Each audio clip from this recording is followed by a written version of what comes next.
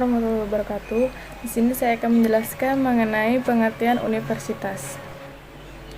Jadi, universitas adalah suatu institusi pendidikan tertinggi dan penelitian yang memberikan gelar akademik dalam berbagai bidang.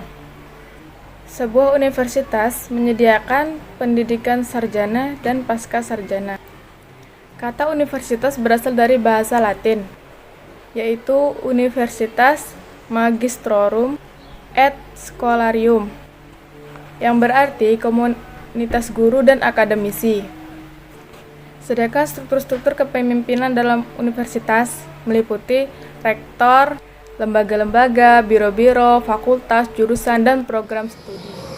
Halo, perkenalkan nama saya Sotusnan dari program studi komunikasi dan penyiaran Islam. Jadi pada kesempatan ini saya ingin menjelaskan pengertian rektor, apa itu tugas rektor mulai dari wakil rektor 1, rektor 2, dan rektor 3. Tugas rektor adalah mengatur penyelenggaraan pendidikan dan pengajaran, penelitian, pengabdian kepada masyarakat, dan kegiatan penunjang lainnya, serta melakukan pembinaan terhadap dosen, mahasiswa, tenaga penunjang akademik, dan tenaga administrasi. Tugas Wakil Rektor 1 mengkoordinasikan pelaksanaan, pembinaan, dan pengembangan di bidang akademik. Tugas dari Wakil Rektor 2 melaksanakan dan mengembangkan administrasi umum dan keuangan.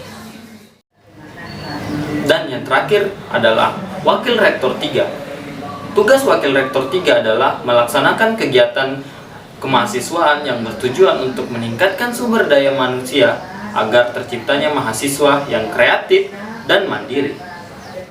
Terima kasih. Oke, bismillahirrahmanirrahim. Assalamualaikum warahmatullahi wabarakatuh.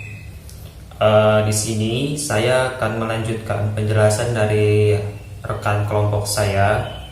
Di sini saya mendapatkan pembagian untuk menjelaskan tentang fakultas, struktur organisasi tentang fakultas.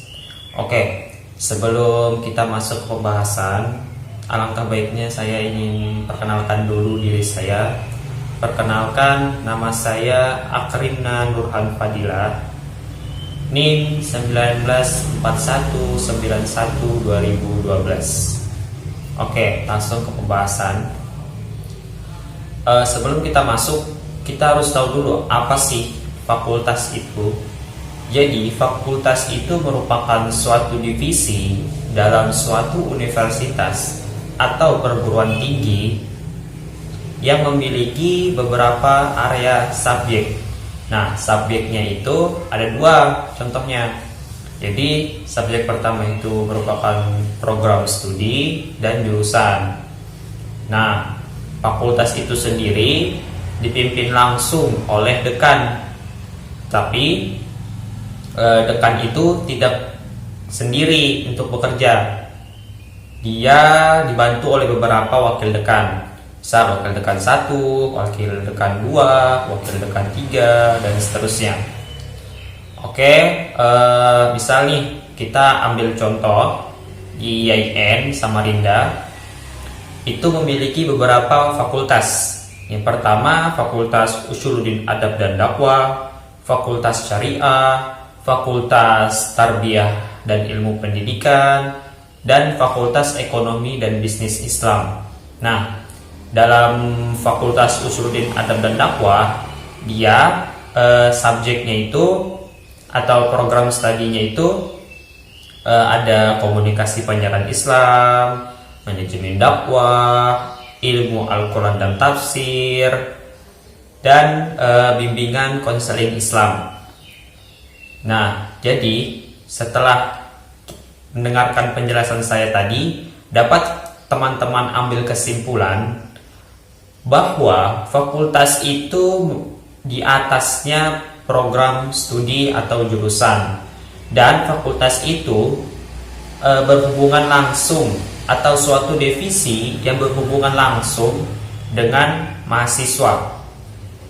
Ya, jadi itu saja yang dapat saya sampaikan. Kurang lebihnya mohon dimaafkan. Apabila ada kebaikan itu datangnya dari Allah Subhanahu wa taala, dan dapat diambil hikmahnya. Apabila ada keburukan itu datang dari saya sendiri dan saya mohon maaf. Selanjutnya materi akan dilanjutkan oleh rekan saya. Assalamualaikum warahmatullahi wabarakatuh.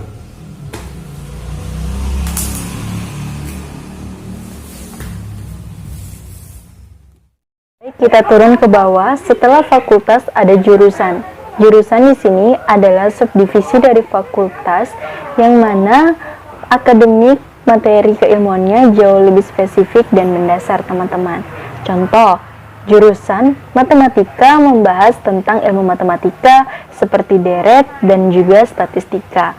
Jurusan biologi mempelajari tentang ilmu-ilmu biologi seperti makhluk hidup dan klasifikasi makhluk hidup.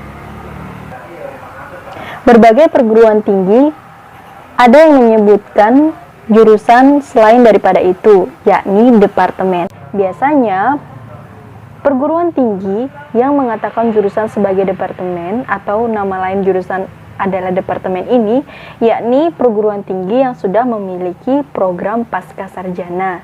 Seperti di IPB ada departemen, misalnya di IPB teman-teman ada Fakultas Pertanian, yakni memiliki departemen agronomi dan hortikultura. Kemudian ada program studi. Sekilas, jurusan dan program studi terlintas sama teman-teman. Namun sebenarnya keduanya memiliki makna yang berbeda. Jurusan sendiri adalah divisi spesifik yang mana materi keilmuannya jauh lebih luas dibandingkan program studi. Sebagai contoh, jurusan kimia, maka program studinya antara lain seperti kimia organik. Teman-teman juga bisa menjumpai di berbagai perguruan tinggi ada mengadakan program studi kimia. Mengapa dinamakan program studi kimia? Hal ini disebabkan karena cakupan materi keilmuannya masih relatif sempit dan dosen yang mengajar masih sedikit. Namun teman-teman, program studi bisa naik satu tingkat setara dengan jurusan apabila memenuhi berbagai syarat dan kaidah-kaidah tertentu. Misal, organisasinya sudah cukup besar, kemudian memenuhi berbagai persyaratan. Assalamualaikum warahmatullahi wabarakatuh. Saya akan mempresentasikan tentang Biro Administrasi Umum Akademik dan Kemahasiswaan. Biro Administrasi Umum Akademik dan Kemahasiswaan ini ialah sebuah biro yang bertanggung jawab di bawah Wakil Rektor 2 yang bertugas melaksanakan penyusunan rencana, informasi administrasi umum, keuangan, kepegawaian dan organisasi, dan melakukan penyusunan peraturan perundang-undangan, serta informasi akademik, kemahasiswaan, pemberdayaan alumni, dan kerjasama. Biro Administrasi juga mempunyai 3 cabang, yaitu bagian umum, bagian kemahasiswaan, dan akademik, serta bagian perancangan dan keuangan. Bagian umum sebagaimana dalam pasal 42 PMA mempunyai tugas yaitu melaksanakan ketatausahaan dan kearsipan, pelaksanaan kerumah tanggaan, pengelolaan dan perlengkapan BMN, melaksanakan dokumentasi publikasi dan kehumasan, melaksanakan ketata organisasian, tata laksana, dan menyusun peraturan perundang-undangan, serta melaksanakan kepegawaian. Dan bagian umum ini juga memiliki 2 bagian sub, yaitu bagian ketatausahaan, kehumasan, dan kerumah tanggaan, dan sub kepegawaian, keorganisasian, dan penyusunan peraturan perundang-undangan. Yang kedua, akademik dan kemahasiswaan. Akademik dan kemahasiswaan juga memiliki tugas yaitu melaksanakan pengelolaan informasi dan pelayanan administrasi akademik, pelaksanaan administrasi kemahasiswaan dan alumni, dan pelaksanaan kerjasama perguruan tinggi. Bagian akademik dan kemahasiswaan juga memiliki 2 sub, yaitu sub bagian akademik dan kemahasiswaan dan sub bagian pemberdayaan alumni dan kerjasama. Yang ketiga ialah perencanaan dan keuangan. Perencanaan dan keuangan juga memiliki tugas yaitu mengelola data informasi, penyusun rencana, melaksanakan evaluasi, dan melaksanakan pelaporan program dan anggaran, melaksanakan verifikasi dan pembendaharaan, melaksanakan akuntansi intansi, dan melaksanakan sistem kemanajemen, melaksanakan akuntansi BUMN, dan melaksanakan pelaporan keuangan. Perancangan dan keuangan juga memiliki dua sub, yaitu sub perencanaan dan sub keuangan. Action. Assalamualaikum warahmatullahi wabarakatuh. Perkenalkan, nama saya Swatusnan. Saya dari program studi komunikasi dan penyiaran Islam, mahasiswa angkatan tahun 2000. Hilang.